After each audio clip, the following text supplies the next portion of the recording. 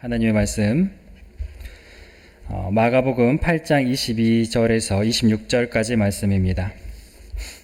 네, 찾으신 줄 알고 함께 읽어보겠습니다. 벳세다의 이름에 사람들이 맹인 한 사람을 데리고 예수께 나와 손 대시기를 구하거늘 예수께서 맹인의 손을 붙잡으시고 마을 밖으로 데리고 나가사 눈에 침을 뱉으시며 그에게 안수하시고 무엇이 보이느냐 물으시니 쳐다보며 이르시되 사람들이 보이나이다. 나무 같은 것들이 걸어가는 것을 보나이다 하거늘 이에 그 눈에 다시 안수하심에 그가 주목하여 보더니 나아서 모든 것을 밝히 보는지라. 예수께서 그 사람을 집으로 보내시며 이르시되 마을에는 들어가지 말라 하시니라. 아멘. 네, 우리가 자주 사용하는 말 중에 눈이 번쩍 뜨다라는 단어가 있습니다. 무언가 새로운 것을 만났을 때, 새로운 것을 접하게 되었을 때, 새로운 이 세계 가운데 들어가는 그런 본인이 그동안 알지 못했던 것을 경험하게 되는 것을 보고 우리가 눈이 번쩍 뜨다라고 말을 하죠. 마치 이 어린 아기가 매일 우유랑 이런 이유식만 먹다가 몰래 맛있는 과자를 주거나 사탕을 주면 애가 눈이 그냥 뒤집어집니다. 얼마나 이게 맛있고 이 단맛을 처음 경험을 하니까 완전한 신세계를 경험하는 거죠. 네. 그런 것처럼 우리가 새로운 맛을 알게 되었을 때처럼 또 새로운 것을 놀랍고 신비한 것을 경험하게 되었을 때 우리는 눈이 뜨였다, 눈이 열렸다라고 말을 하게 됩니다. 우리 성도님들도 지금까지 살아오시면서 무언가에 눈이 떠보신 적이 있으실 겁니다. 무언가 즐거운 것을 찾으신 적도 있을 테고, 운동을 한다거나 아니면은 이 돈 버는 재미에 또 눈이 떠지신 분들도 계실 거고요. 우리가 이제 눈이 떠지는 경우는 무척 다양하다고 할 수 있겠죠. 눈이 떠졌다, 눈이 열렸다는 건 그 전에는 몰랐는데 경험하고 나니까 얼마나 좋은지 알게 되었다라는 그런 의미가 담겨 있다고 생각해 볼 수가 있습니다.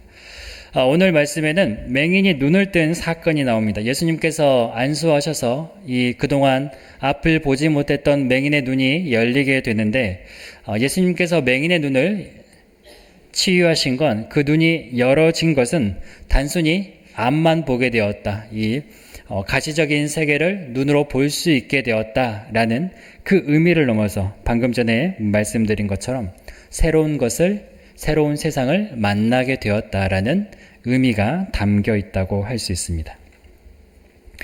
예수님은 지금 제자들과 함께 배를 타고 벳세다라는 곳으로 가셨습니다. 벳세다는 갈릴리 이 바다 주변에 있는 마을입니다. 베드로, 안드레, 빌립이 이 마을 출신이기도 했고요. 그런데 그곳에 도착하자 마을 사람들이 맹인을 데리고 나왔습니다. 예수님께서 고쳐주길 바라는 마음으로 데리고 나왔어요. 그리고 예수님은 이 사람을 고쳐주시죠. 23절, 24절 말씀입니다. 한번 같이 읽어보겠습니다. 예수께서 맹인의 손을 붙잡으시고 마을 밖으로 데리고 나가사 눈에 침을 뱉으시며 그에게 안수하시고 무엇이 보이느냐 물으시니 쳐다보며 이르되 사람들이 보이나이다. 나무 같은 것들이 걸어가는 것을 보나이다 하거늘. 예수님께서 그 맹인의 눈에 이 침을 뱉으시고 안수하여서 눈을 낫게 하십니다. 그러자 이 맹인이 처음에 하는 말이 사람들이 보입니다. 예수님께서 무엇이 보이느냐 물어보니 사람들이 보입니다. 나무 같은 것들이 걸어가는 것이 보입니다. 라고 말을 하고 있어요. 그러니까 예수님께서 안수를 하셨는데 이 맹인이 지금 어떻게 말을 하냐면 나무 같은 것, 사람이 지금 나무처럼 보인다고 말을 해요. 분명하게 보이지 않는 거죠. 뚜렷하고 정확하게 보이지 않는 상태라고 말을 합니다. 보이긴 보이는데 뭔가 흐릿하고 왜곡되어 있는 상태라는 거죠. 온전히 보지 못하는 상태예요. 그러자 예수님께서 다시 맹인의 눈에 안수하시면서 이렇게 하십니다. 25절 이에 그 눈을 다시 안수하심에 그가 주목하여 보더니 나아서 모든 것을 밝히 보는지라. 예수님께서 두 번째 안수하셨을 때 이 맹인의 눈이 열리게 되었습니다. 흐릿하게 보였던 것들, 불분명하게 보였던 것들이 또렷하게, 정확하게, 제대로 보이게 되었다는 말입니다. 이 맹인이 주목하여 보더니 라고 말을 해요. 뚫어지게 보더니라는 의미거든요. 집중해서 봤다라는 말이에요. 그러더니 맹인의 눈이 완전히 열렸다는 것을 확인할 수 있게 되었습니다. 예수님이 지금 첫 번째 안수를 하셨을 때 맹인이 눈을 뜨긴 떴는데 제대로 보지를 못했어요. 또렷하게 보지를 못했어요. 그런데 예수님이 다시 안수, 두 번째 안수를 하셨을 때 그때서야 이 맹인의 눈이 확실하게 분명하게 열리게 되었다는 말입니다.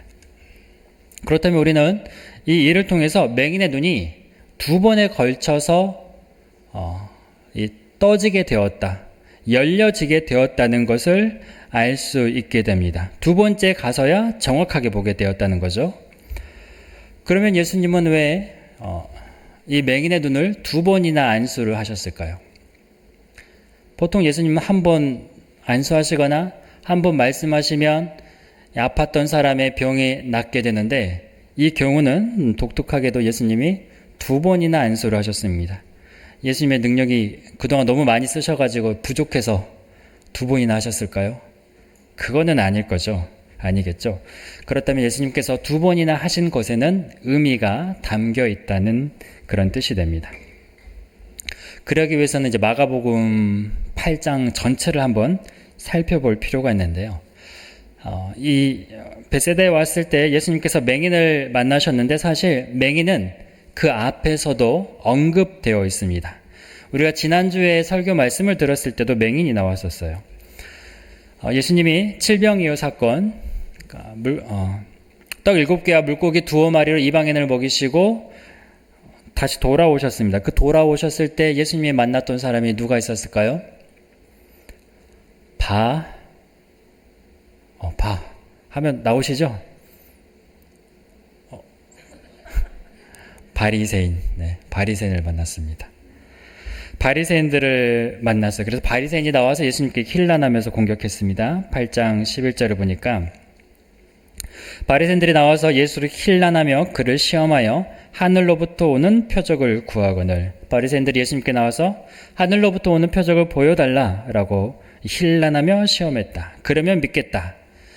그런데 예수님께서는 표적을 보여주지 않으셨어요. 사실 예수님은 그동안 수많은 표적을 보여주셨습니다. 엄청나게 많은 기적을 행하셨습니다. 수도 없이 많은 그런 표적들을 보여주셨는데 문제는 뭔가요? 바리새인들이 예수님을 믿을 마음이 없었다는 거죠. 기적이 있었지만 기적을 보려고 하지 않았습니다. 그 예수님을 제대로 알려고 하지 않았습니다. 예수님에 대해서 깊이 알아가려고 하지 않았습니다. 이 사람들이 생각했을 땐 자신들이 그동안 알고 있던 율법, 장로들의 전통, 규례 이런 것들을 꽉 붙잡고 있었고 예수님은 그런 자신들이 지켜왔던 것과 맞지 않았기 때문에 예수님이 절대 하나님의 사람이 될 수 없다라고 여겼던 거죠. 그렇게 마음속으로 이미 결론을 내리고 단정을 짓고 나니 예수님이 누구신지를 알지 못했습니다. 예수님을 보지 못했습니다. 복음을 보지 못했습니다. 하나님 나라를 보지 못했습니다. 눈이 닫혔습니다. 눈이 감겼습니다. 마음의 눈이 완전히 닫혀져 있었다는 거예요. 그래서 예수님을 보지 못했어요. 그런 자를 누구라고 합니까? 영적인 맹인이다 라고 부르는 거죠. 성도님들, 우리가 마음이 닫히면 보이지 않습니다. 마음이 닫으면 들리지 않아요. 내가 나만의 생각, 나만의 세계, 나만의 관념, 나만의 의지에 빠져들면 그 세계에 갇혀가지고 나올 수가 없는 거죠. 헤어나오질 못해요. 무조건 내 생각에 맞고 내 생각이 옳고 내가 정확하고 내가 바르고 그 안에 갇혀 있으면 거기를 벗어나서 다른 것을 보지 못합니다. 그 울타리를 벗어나지 못하는 경우가 많아요. 사실 알고 보면 내가 항상 정확한 것도 아니고 내가 항상 옳은 것도 아니고 내가 항상 바른 것도 아닌데 나라는 그 기준 가운데 빠져들다 보면 절대 헤어나오지를 못하고 다른 것을 보지 못하는 경우가 많습니다. 바리새인들이 그러했다는 거죠. 바리새인들 눈에는 자신들이 추구하는 율법, 규례, 장로들의 전통 그런 것들만 확실하게 알고 있었고 그런 것들만 잘 보였습니다. 대신 예수님에 대해서는 전혀 보이지 않았다는 거죠. 복음에 대해서는 전혀 보이지 않았다는 겁니다. 그런 바리새인들을 가리켜 영적 맹인이라고 할 수 있습니다. 그렇다면 반면 제자들은 어떨까요? 제자들은 예수님을 만났습니다. 예수님을 따라다닙니다. 예수님의 기적을 봅니다. 예수님의 말씀을 들었습니다. 그 모든 어둠을 밝게 비춰주시는 그 빛이신 예수님이 제자들에게 오셨고 그 제자들의 어두워진 마음, 어두워진 생각들을 비춰주셨습니다. 그래서 제자들은 복음에 대해서 눈이 열리게 되었고 예수님에 대해서 눈이 열리게 되었고 예수님을 따르게 되었던 거죠. 분명 제자들은 예수님을 바라보는 눈이 열렸던 사람입니다. 근데 눈이 열렸는데 그러면 눈이 열렸으면 그것으로 충분할까요? 그것으로 만족스러울까요? 우리 성도님들 어떠십니까? 예수님을 알게 되고 믿게 되었고 예수님을 따르게 되었으면 그것으로 다 되었다고 혹시 생각을 하시나요? 이 다음에는 예수님께서 바리새인과 대화하신 다음에 예수님이 누구랑 대화를 하시냐면 제자들과 함께 대화를 하십니다. 제자들을 데리고 배를 타고 이 바다를 건너가시는데 그러면서 예수님이 말씀하시길 바리새인의 누룩을 조심하라고 말씀하셨습니다. 그런데 제자들이 예수님의 말씀을 깨닫지를 못해요. 이해를 하지 못합니다. 알아차리지를 못합니다. 그래서 예수님이 제자들을 이렇게 질책하시죠. 17절, 18절 말씀입니다. 17절, 18절 한번 같이 읽어보겠습니다. 예수께서 아시고 이르시되 너희가 어찌 떡이 없으므로 수군거리느냐 아직도 알지 못하며 깨닫지 못하느냐 너희 마음이 둔하냐 너희가 눈이 있어도 보지 못하며 귀가 있어도 듣지 못하느냐 또 기억하지 못하느냐. 우리가 지금 천천히 읽었지만 사실 예수님이 제자들에게 아주 다다다다 지금 쏟아내고 계시는 거죠. 어찌 수군거리느냐 어찌 아직도 알지 못하느냐 깨닫지 못하느냐 눈이 있어도 보지를 못하느냐 듣지를 못하냐 어찌 너희들이 지금도 그런 상태에 있느냐 라고 하시는 거예요. 예수님이 지금 제자들에게 눈이 있어도 보지 못한다고 말씀을 하네요. 눈이 있어도 보지를 못한다. 이 말은 보기는 보지만 제대로 보지를 못한다는 겁니다. 안 보이는 게 아니고 보이는데 눈이 떠지긴 했는데 희미하게 보이고 부정확하게 보이고 불분명하게 보인다는 거예요. 마치 어떤 상태처럼요? 예수님께서 맹인의 눈을 첫 번째 안수하셨을 때 맹인이 보았던 것은 나무 같은 것들이 걸어다니는 것을 봅니다. 이 제자들은 눈이 열리긴 열렸는데 아직도 예수님에 대해서 제대로 알지를 못하고 복음을 깨닫지를 못하고 하나님 나라를 살지를 못하는 거예요. 영적인 눈이 열리긴 열렸지만 아주 조금 떠진 상태에 불과하다는 거예요. 겨우 그 정도 수준에 머물러 있다는 겁니다. 저도 예수님을 영접하고 믿기 시작했을 때 저는 제가 정말로 예수님을 잘 믿는 줄 알았습니다.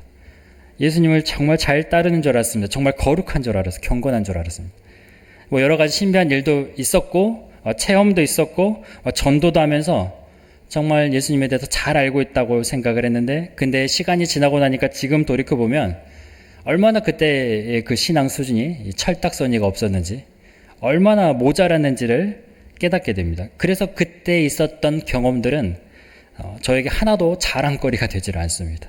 너무나 부족했던 모습이기 때문에 드러낼 만한 것이 전혀 못 됩니다.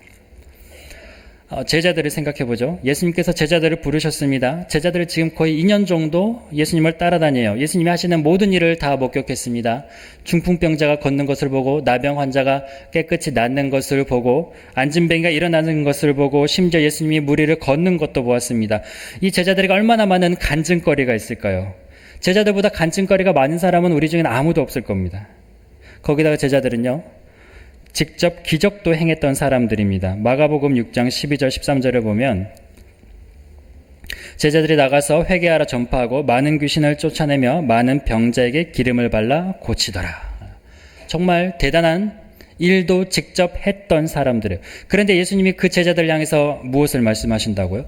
너희가 보기는 보아도 제대로 보지를 못한다. 나에 대해서, 복음에 대해서, 하나님의 나라에 대해서 눈이 열리지를 않았다. 올바로 알지를 못한다. 내가 누구인지, 내가 여기에 왜 왔는지, 내가 무엇을 하는지, 하나님 아버지께서 어떤 계획이 있으신지, 뜻이 있는지 너희는 전혀 아직도 알지를 못한다.